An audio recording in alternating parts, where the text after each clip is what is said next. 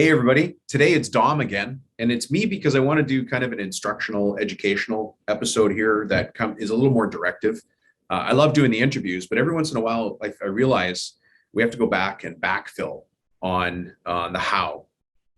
You know, the thing we're going to talk about today is the dashboard, because I talk about it on a lot of shows. We talk about the EOJ report. We talk about these things, but they kind of float around in your mind, and sometimes there's not visuals with these, and I can't necessarily share a visual all the time, although there's tons of free downloads on the website. Go grab those. There's things to download there. I try to make stuff as free as possible so that you can grab it, but at some point the rubber's got to hit the road, right? You've got to go do the next step. That's part of the accountability of a business coach. Those of you who of course are taking one of the courses are laughing right now because we talk about this stuff all the time, and the dashboard's one of the things we do. But for those of you listening to the podcast, let's walk through it so I want to bring it to life in your mind, so that you understand the steps behind putting it in place and why it's important. So first, what is a dashboard and why do we need it? So what is a dashboard? A dashboard is one single document that you can look at any time from anywhere and understand at a glance how your company is operating. And that place you're watching that dashboard from could be a lawn chair in Antigua, in the Bahamas, in Hawaii, in Mexico, skiing in Vail, Colorado, or on a hunting or fishing trip somewhere in the world next to me. Might as well just put that out there. That's what I want to do. I always want to be hunting and fishing, right? Actually, it's morel season right now, so you might get some updates from me tromping around in the woods trying to pick morels. But I still want to be able to check how my company's doing, and so I build a dashboard. A dashboard is exactly what it sounds like if you think about looking at your vehicle dashboard, your car dashboard. For those of you who fly, I know a couple of you are pilots, your all your gauges, right? We want to know how much fuel we've got, how much distance we can go, what's our speed, our oil pressure. All of those things tell me the health of the vehicle. Well, I need those same gauges and dials to tell me the health of the business. There's some exercises we do, and I've talked about them on other shows. I'm not going to get into that now because I want to focus more on the dashboard itself and the how-to. So that's what is a dashboard. Why is a dashboard? I've kind of touched on already as well. I want you to have that dashboard so you have confidence, so that you have clarity. These are all starting with C. I didn't do that on purpose, right? But I want you to feel confident in your business. I want you to be clear about where the business is going. And if you can imagine this dashboard in front of you, imagine that there's a little red light flickering. The change oil light comes on. What does that tell you? Hey, I better check the oil. What's going on? What could it be? And suddenly you go, it does smell kind of funny. This morning when it started up, I thought I saw a little bit of extra smoke. That red flickering light exists in the dashboard as well. And that's why we put those in place. Any company that is growing, any company that is successful, any company that is a forward-facing, we're all forward-facing business owners here. You need that dashboard so that you can start to manage the business by the numbers. Numbers are great, numbers are cold, but numbers allow us to manage based on facts. Facts, logic, not emotion, okay? So here's what I want you to do. I want you to visualize how the dashboard's going to look first. Imagine that this is all on a spreadsheet, Excel, Google Sheets, whatever you want to do it on. I like Google. I use Google Drive. Those of you who work with me know that. Even the courses, Find and Fix Your 8 Profit Leagues, 30-Day Construction Business, the Profit Finder Now course, all of those are actually on Google Drive because it's easy to use and I can access it anywhere. If I need to make an edit while I'm driving up north, I can just stop and make an edit on something. So, but you might use OneDrive, Dropbox, Google Drive. It doesn't matter to me. Use the one you like. I don't care. But use something you can access remotely. What you're going to want to access is something that looks like a spreadsheet. As you're visualizing a blank spreadsheet in front of you, I want you to imagine that we're creating the most left-hand column. So from the top to the bottom, let's refer to it as column A. That column A is going to be the definition of the different things in the business that you want to track. Okay, so that's column A up and down the left-hand side. Across the top are going to be the dates of the year, week by week. So week 1, week 2, week 3, week 4. I'll just use weeks as an example. You might want to put actual dates, April 1 to 8, whatever it is. But just for our sake today, say week 1, week 2, week 3. So now we've set up ourselves that a grid is going to occur, right?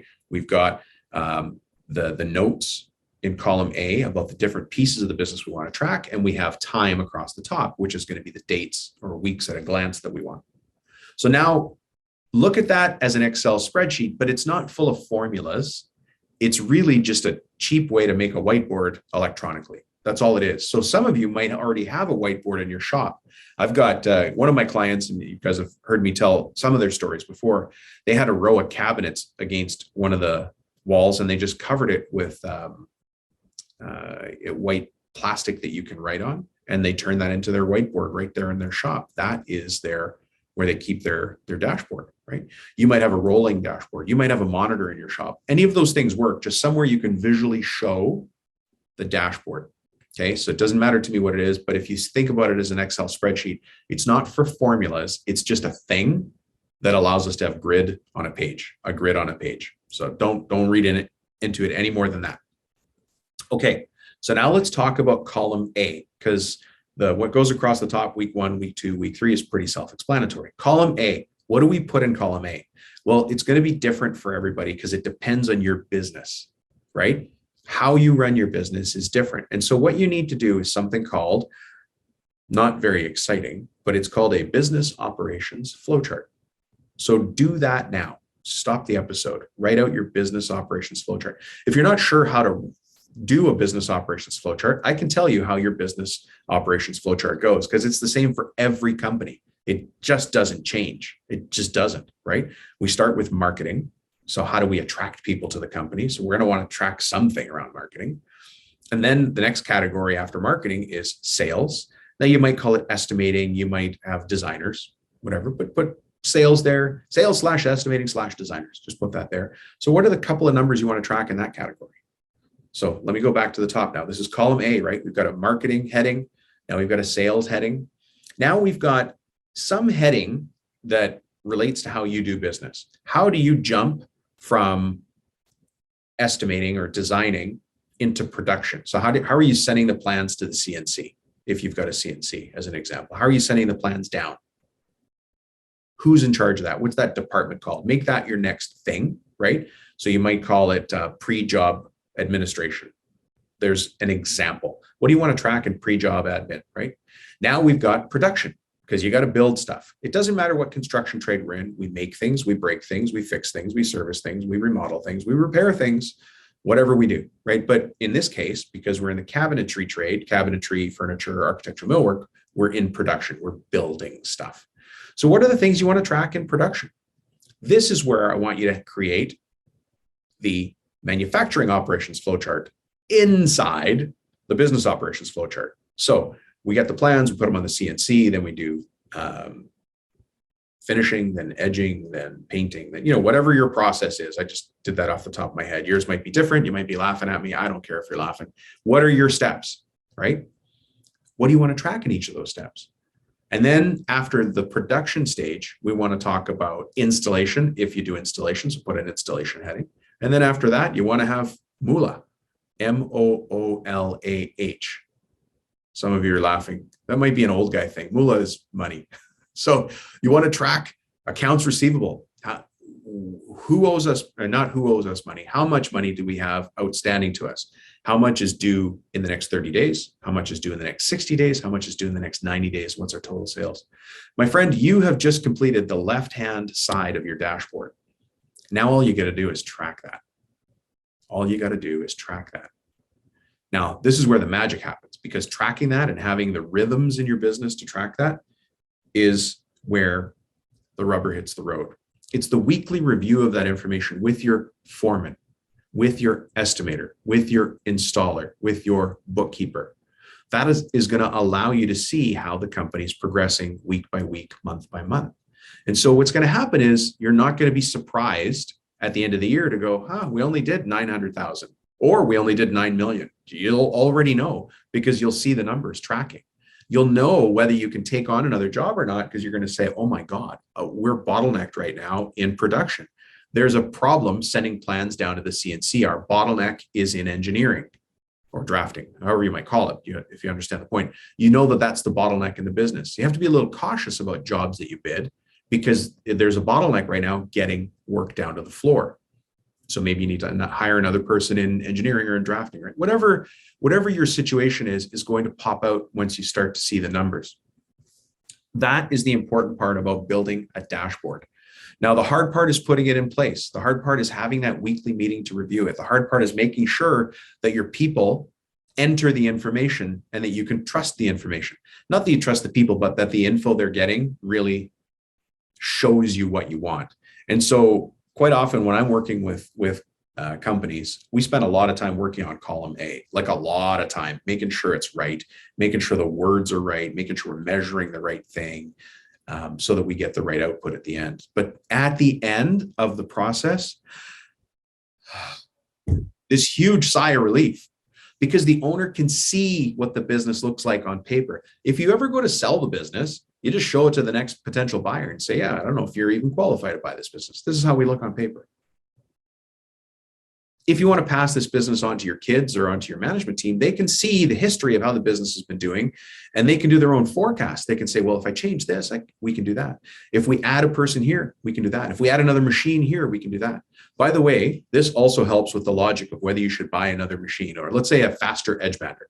Your edge bander's on its last legs. You've had it forever, blah, blah, blah, all that. You bought it used, you beat the heck out of the thing. 93 miles of edge tape goes through it every half hour. You know, that machine.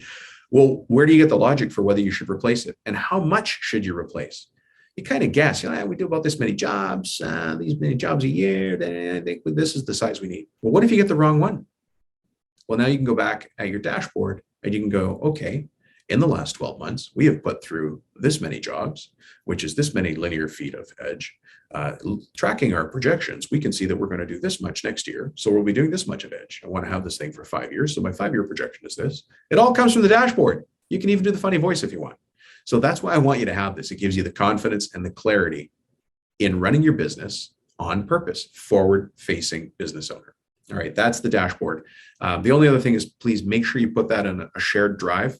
That shared drive, so not your own hard drive on your computer or on your desktop computer, but putting it on your shared drive from day one means you can take a vacation. It means you can go golfing with your buddies the next time they ask. It means when you buy that boat, you can go on an overnight trip and not have to worry about what's going on at the shop, as long as you can log in and see. As long as you can log in and see what's going on. And then when you see there's a problem, let's just say it's in, we used the issue before of plans are getting stuck, getting sent to the floor. Well, now you know who to talk to. You can call the engineer, the draftsperson, whoever's doing your plans, and you can say, hey, I noticed that we're stuck here because that number is flashing red in your mind. You know what the number should be. It's flashing red. You're like, hey, what's going on? Now you can talk to that person and you can get unstuck. You can get unstuck, right? For those of you who've listened to Paul Akers, Paul will tell you that as soon as one problem gets unstuck, another one will appear.